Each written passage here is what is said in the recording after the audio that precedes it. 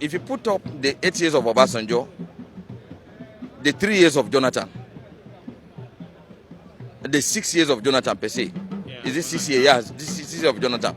You put together, you realize that if you put up your pen and paper, you realize the South had about 15 years. So if the North is being marginalized? We are being marginalized, that's the language. People, if you are saying that Northerners feel marginalized in a way, yes, and then Southerners have been there for a while, what do you think the Southeasterners will talk about? On normal circumstances, one would have assumed that the Southeast should be given an opportunity. But with the trend of things, with the events we are seeing today, with one of their loose son who is busy going about threatening the unity of the country, is a clear indication they are not prepared. On behalf of the Seriki Fulani himself, I want to ask that we all spread our hands.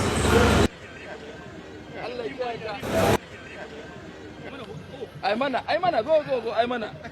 1 minute, come inside.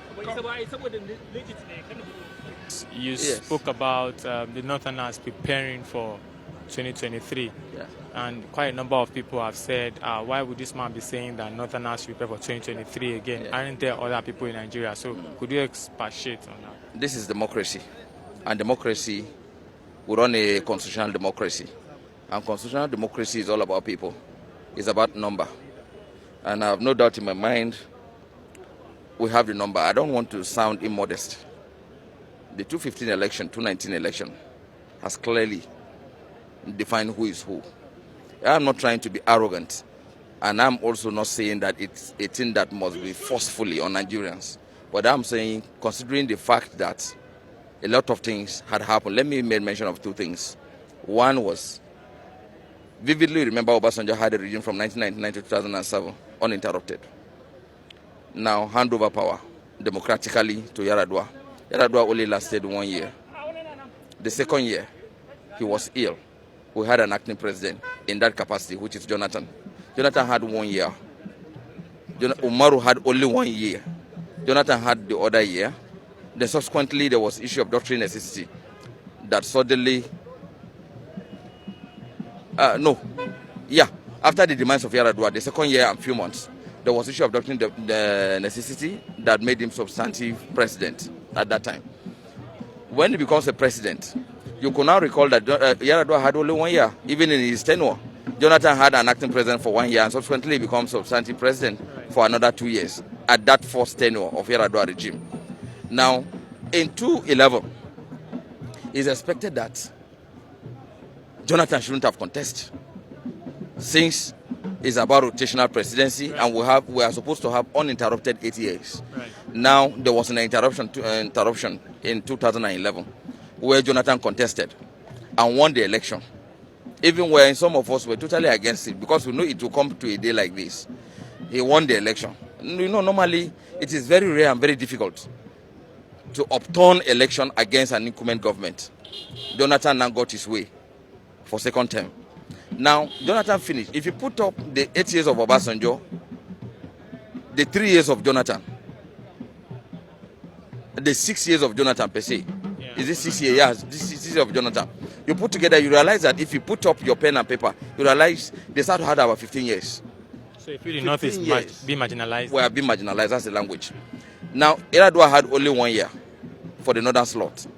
Even if Buhari successfully finishes 8 years, automatically you put together, we had only 9 years. So how can you compare 9 years? Even if we are given another opportunity in 2023, if we have another one shot that we may likely going to get, God willing, we have only 13 years. Already we have been cheated for 2 years. But by the way, at least it is better to go to 13 than just end in 9. But is it about the number of years one spends or competence? So, like as our speaker today mentioned, like competence.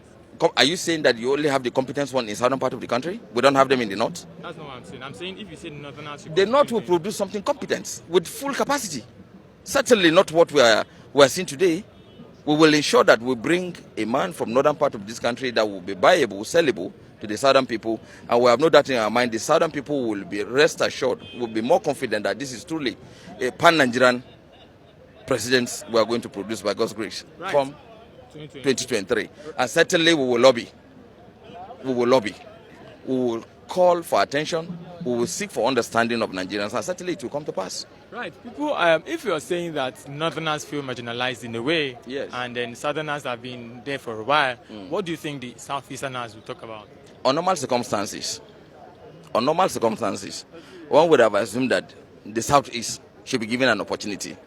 But with the trend of things, with the events we are seeing today, with one of their loose son who is busy going about threatening the unity of the country, is a clear indication they are not prepared.